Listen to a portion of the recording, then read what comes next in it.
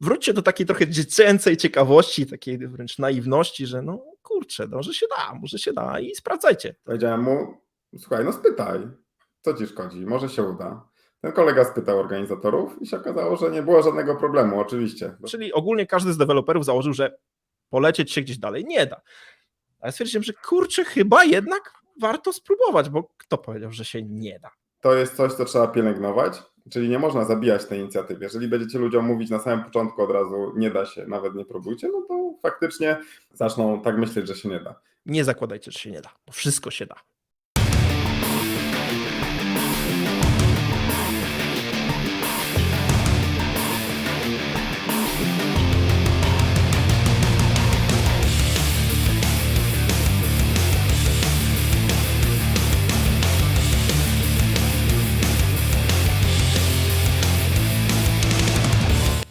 Cześć, witajcie w Nerd Management. Z tej strony Paweł Rykowski i Krzysztof Rakowski.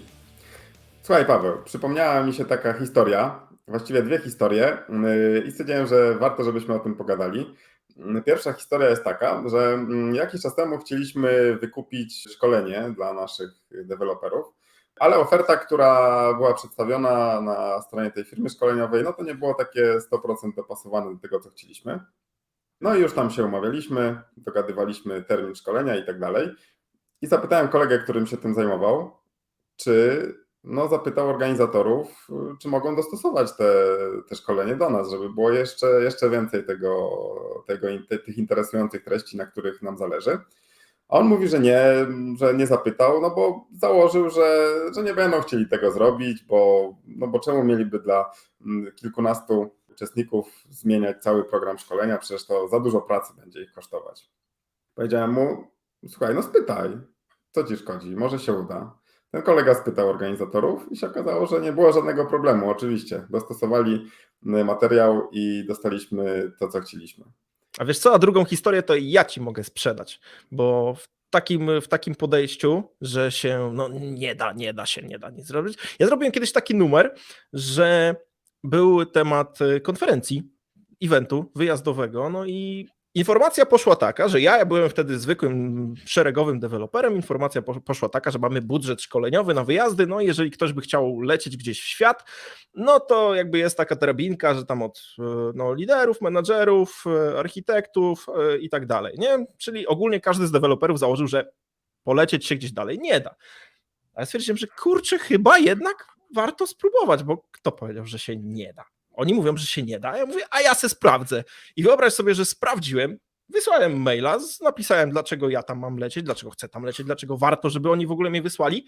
I skończyło się tak, że wylądowałem na tydzień w Stanach. Wtedy to było San Francisco, później jeszcze poleciałem do Phoenix, ale ogólnie jak chcecie o tym posłuchać, to mam jeszcze gdzieś stare odcinki swojego podcastu, w drugim odcinku swojego podcastu, tu nawet podlinkuję, możecie sobie posłuchać, jak to wszystko wyszło. I się okazało, że się da, wyobrażasz sobie? Takie rzeczy. No. Muszę przyznać, że podróży do Stanów to ci zazdroszczę. To jest bardzo fajne miejsce i kierunek. I pamiętam, że ciekawych ludzi wtedy spotkałeś, prawda? Tak. I fajne rzeczy się działo. No słuchajcie, jak chcecie posłuchać więcej, jak to wbić się do domu multimiliardera i z nim pogadać, to polecam. Jeszcze jedna historia mi się przypomniała. To dawno temu, kiedy jeszcze u nas Maci nie były takie popularne i kiedy były droższe od laptopów Windowsowych, jeden z deweloperów chciał pracować na Macu, no ale stwierdził, skoro nikt nie ma Maca, to nie będzie pytał, weźmy sobie jakiegoś Della standardowego i już. A jego kolega zapytał i dostał Maca, bo akurat się okazało, że zaczęliśmy wdrażać te Maci do naszego standardowego wyposażenia i nie było problemu. Teraz chyba przynajmniej 1/3 czy połowa ludzi pracuje na Macach. Wystarczyło zapytać, ten deweloper nie miał informacji na temat tego, jaka jest nasza polityka, jakie są nasze standardy, więc podjął taką decyzję na postawienie pełnych informacji. Jaki jest morał z tych wszystkich historii? Moim zdaniem już się domyślacie. O tym już mówiliśmy jakiś czas temu, że założenia to jest przekleństwo. To jest coś, co powoduje, że możemy podjąć złą decyzję albo możemy nie skorzystać ze wszystkich możliwości, które mamy. Mieliśmy odcinek o przekleństwie założeń. Tutaj jest taki specyficzny i bardzo szczegółowy rodzaj założenia, czyli założenie, że się nie da.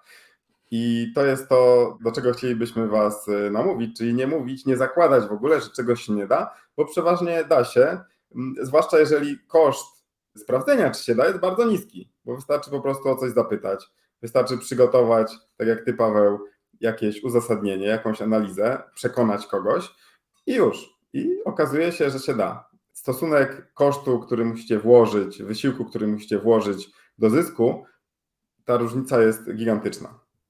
Dokładnie i też miejcie na uwadze to, że większość ludzi to jest taki tryb trochę domyślny, nie? Że no się nie da tak zrobić, tak jest z tymi laptopami, bo to jest świetny przykład, dlatego wy oglądając ten odcinek może wam dać naprawdę bardzo duży zysk, ponieważ kiedy zapytacie się, bo będziecie wiedzieć, że w ogóle może warto, przyjdzie wam to w ogóle do głowy, no bo innym ludziom to do głowy nie przyjdzie, dlatego tym bardziej pytajcie się, czy możecie zrobić to, co wy chcecie, wychodzić z pomysłami, z inicjatywami, pytać, czy to ma sens, czy to ma ręce i nogi i wróćcie do takiej trochę dziecięcej ciekawości, takiej wręcz naiwności, że no kurczę, no, że się da, może się da i sprawdzajcie, testujcie, no bo słuchajcie, jest takie powiedzenie, że jeżeli czegoś się nie da, to musisz znaleźć jakiegoś Polaka, który o tym najlepiej jeszcze, który o tym nie wie i on to zrobi. Więc bądźcie tą osobą, która nie wie, czy to się da zrobić i sprawdzi i to zrobi.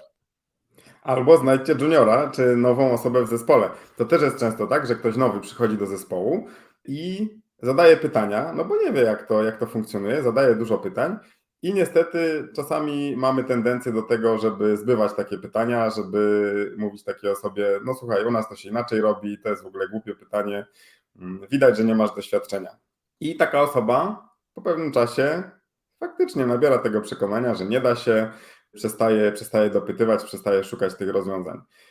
Moim zdaniem to jest coś, co trzeba pielęgnować, czyli nie można zabijać tej inicjatywy. Jeżeli będziecie ludziom mówić na samym początku od razu nie da się, nawet nie próbujcie, no to faktycznie zaczną tak myśleć, że się nie da.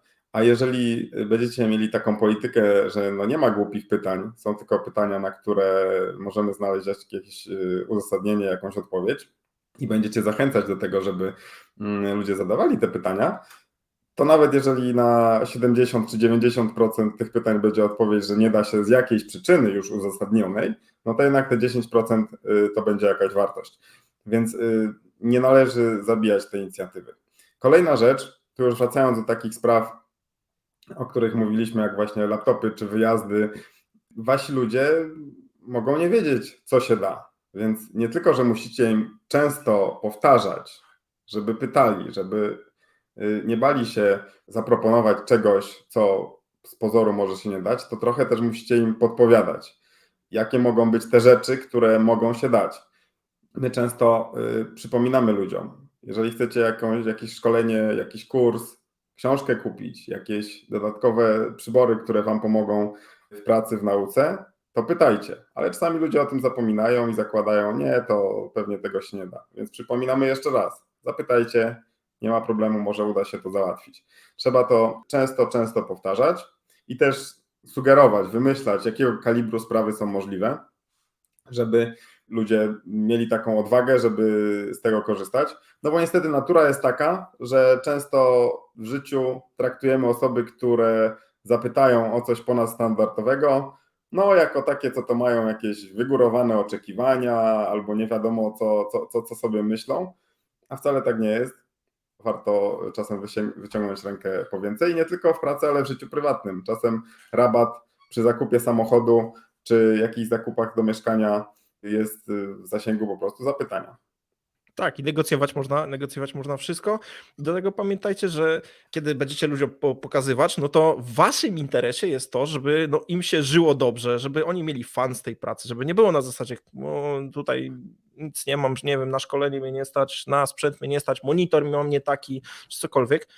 Bo to w porównaniu do tego, kiedy pracownik szlak go trafi, i zacznie do niego spływać oferty z rynku, które mu powiedzą, u nas jest lepiej, no to dla ciebie będzie dużo większy problem. Więc zdecydowanie inspirujcie też swoich ludzi, pokazujcie im, co jest możliwe, pytajcie, nie zakładajcie, że się nie da, bo wszystko się da.